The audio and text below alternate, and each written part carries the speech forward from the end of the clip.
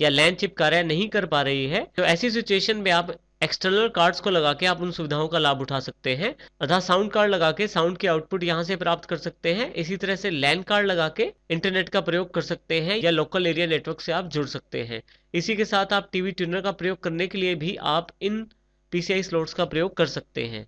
यहाँ हमारे पास देखिए सीमोस सेल अर्थात सीमोस बैटरी की जगह होती है।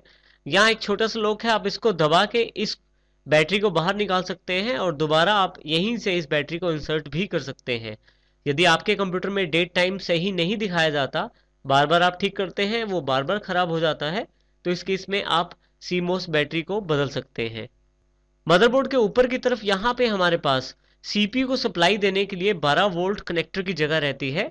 एसएमपीएस के द्वारा जो एक छोटा कनेक्टर 12 वोल्ट वाला लॉक वाला कनेक्टर यहाँ फिट किया जाता है। अब देखिए यहाँ पे लॉक सेट करने के लिए जगह बनी हुई है, जब आप फिट करते हैं तो लॉक यहाँ एडजस्ट हो जाता है।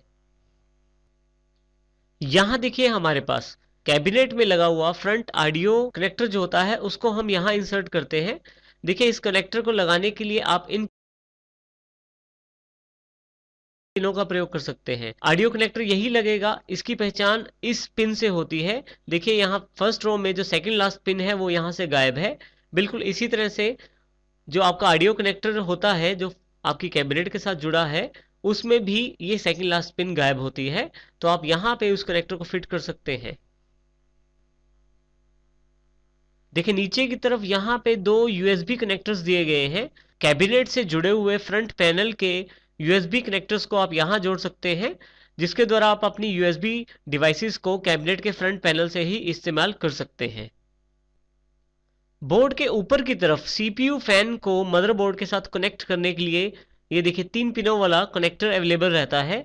ये कुछ मदरबोर्ड में 2 कनेक्टर रहते हैं, कुछ में एक कनेक्टर अवेलेबल रहता है। यहाँ हमारे पास एक कनेक्टर यहाँ अवेलेबल है, दूसरा बोर्ड के ऊपर वाली तरफ, और यहाँ इसके साथ हम सीपीयू फैन को जोड़ सकते हैं, जिससे सीपीयू फैन वर्किंग करने लग जाता है।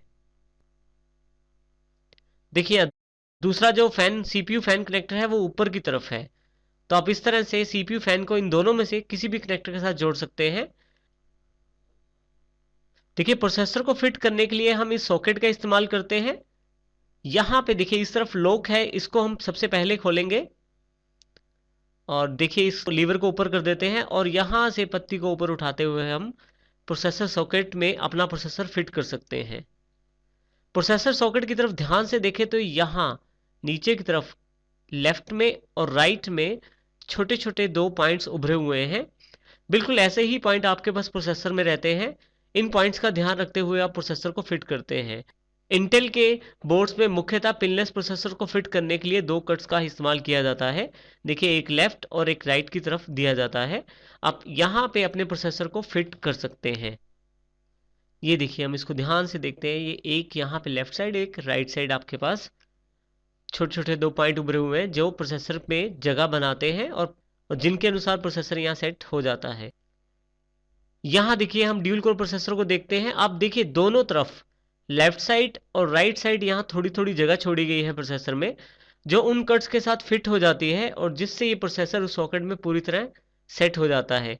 ये भी इंडिकेशन देता है कि किस प्रकार आप प्रोसेसर को प्रोसेसर सॉकेट में लगा सकते हैं। अब हम इसको प्रोसेसर सॉकेट में फिट करते हैं। देखिए कट का ध्यान रखते हुए हम यहाँ पे प्रोसेसर को प्रोसेसर सॉकेट में लगाएंगे।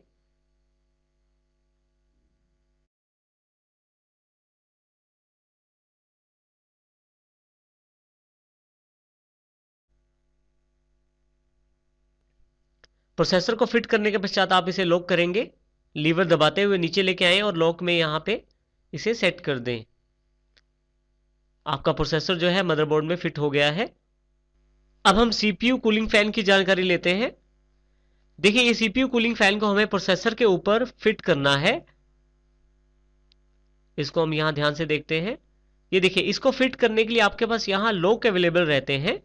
इन लॉक्स का इस्तेमाल करते हुए आप इस फैन को मदरबोर्ड में फिट कर सकते हैं और ये फिटिंग प्रॉपर होनी चाहिए, अन्यथा यदि ये फिटिंग प्रॉपर नहीं होती है या आपका फैन प्रॉपरली फिट नहीं हो पाता है तो आपका कंप्यूटर रीस्टार्ट कर सकता है प्रोसेसर गर्म होने के साथ ही।